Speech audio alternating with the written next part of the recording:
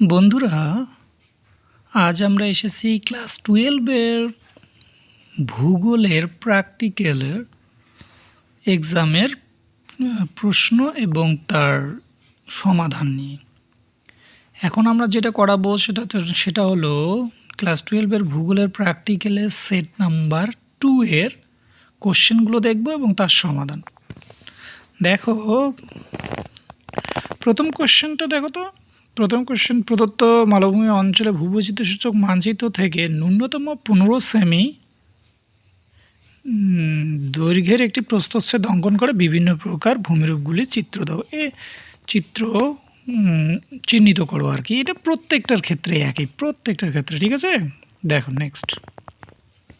Next খ, ওই একই রকম প্রশ্ন, এটা ভূপ্রকৃতি ও জনবসতির মধ্যে সম্পর্ক। হ্যাঁ, গ নাম্বার, নদীর উপর নির্মিত সেতুর প্রতীক চিহ্ন অঙ্কন করো।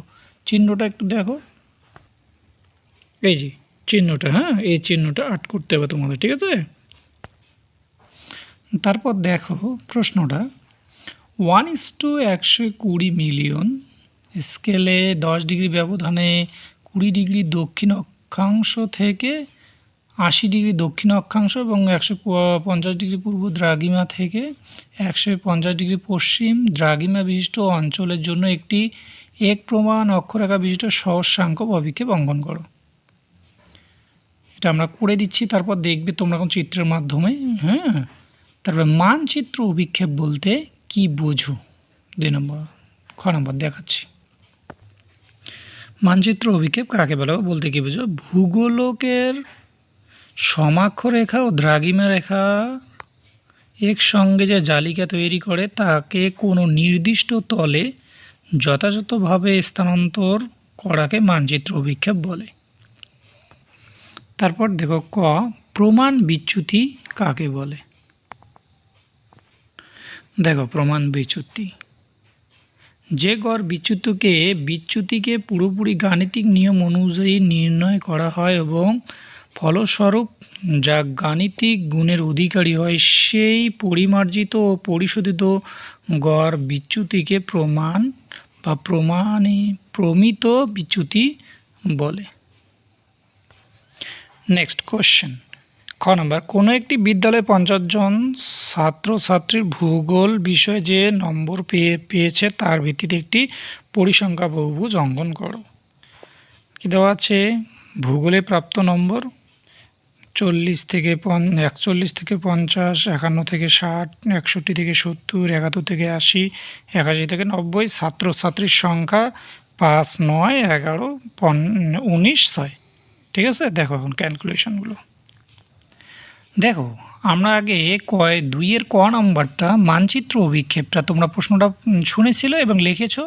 এবার আমি ক্যালকুলেশন এবং চিত্রটা দেখাবো। দেখো তোমরা, আমরা জানি পৃথিবীর প্রকৃত ব্যাসার্ধ 640 মিলিয়ন। দেখো এগুলো তোমরা পারো, দেখে যাও, তাহলে তোমরা সহজেই এগুলো পেয়ে যাবে। তারপর দেখো যে স্টেপ 3, দেখো ভালো করে তোমরা এগুলি স্ক্রিনশট দিয়ে রাখবে। হ্যাঁ, ক্যালকুলেশনটা একটু দেখে নেবে, ঠিক আছে। তারপর দেখো স্টেপ 4, লৈখিক পদ্ধতিতে প্রমাণ অক্ষরেখার ব্যাসার্ধ মধ্য দ্রাঘিমা রেখার বিভাজন মান ও প্রমাণ অক্ষরেখার বিভাজন মান নির্ণয়। স্টেপ 4-এর চিত্রটা একটু দেখো। দেখো তোমরা স্টেপ 4-এর চিত্রটা একটু ভালো করে দেখো। এই চিত্রটা কীভাবে আর্ট করতে হয় তোমরা জানো সব।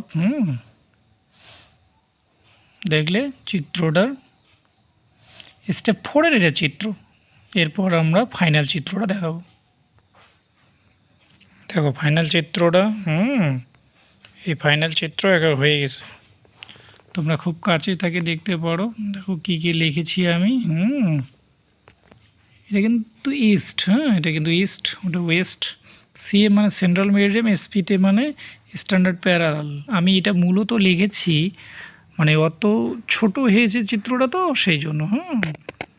দেখো এই জায়গাটা দেখো তোমরা, এটা এস কিন্তু, এস 80 ডিগ্রি, এটাও এস 80 ডিগ্রি। আর এইখানে কিন্তু 150 ডিগ্রি, এটা বাইরে দিছি, এদিকেও 150 ডিগ্রি ডাব্লিউ। আর এটা কি বলো তো দেখি, 180 ডিগ্রি। মাঝখানের সবগুলো দেওয়া সম্ভব হয়নি, সেই জন্য আমি এটা দিয়েছি। হ্যাঁ, তোমরা একটু ভালো করে একটু দেখো এটা। হ্যাঁ, আর এপটা দিয়ে দেবে, ঠিক আছে। নেক্সটটা দেখো। তারপর দেখো 3-এর খ নাম্বার কোয়েশ্চেনটা আমি বলেছিলাম, এটার এখন ক্যালকুলেশন এবং চিত্রটা দেখাচ্ছি। দেখো ক্যালকুলেশনটা কিন্তু শ্রেণী সীমা, ভূগোলে প্রাপ্ত নম্বর, শ্রেণী সীমা থেকে শ্রেণী সীমানায় পরিণত করেছি আমরা, বুঝছো। শ্রেণী সীমানা থেকে পরিসংখ্যাটাকে স্কেল ধরেছি আমরা, স্কেল 1 সেমিতে 2 জন ছাত্রছাত্রী, তারপরে শ্রেণী ব্যবধান, তারপরে মধ্যবিন্দু, ঠিক আছে। বাস, এটা হলো পুরো ক্যালকুলেশন। ভালো করে দেখবে, স্ক্রিনশট করে নেবে এবং ভালো করে দেখে দেখে করবে, ঠিক আছে। দেখো তারপর চিত্রটা, আগে চিত্রটা দেখো পুরোটাই। চিত্রটা কেমন হয় দেখো, এবং স্কেলটাও দেখো তোমরা। দেখেছো। এবার খুব কাছে থেকে দেখো, পরিসংখ্যা, বহুভুজ, ছাত্রছাত্রীদের ভূগোলে প্রাপ্ত নম্বরের বন্টন, চিত্রটা দেখো। তারপরে পরিসংখ্যা, এটা দেখবে পরিসংখ্যা কমা এফ, ছাত্রছাত্রীর সংখ্যা, তারপরে নিচে দেখো মধ্যবিন্দু, তারপর উল্লম্ব স্কেল 1 সেমিতে 2 জন ছাত্রছাত্রী, অনুভূমিক স্কেল 1 সেমিতে 10 নম্বর, ঠিক আছে।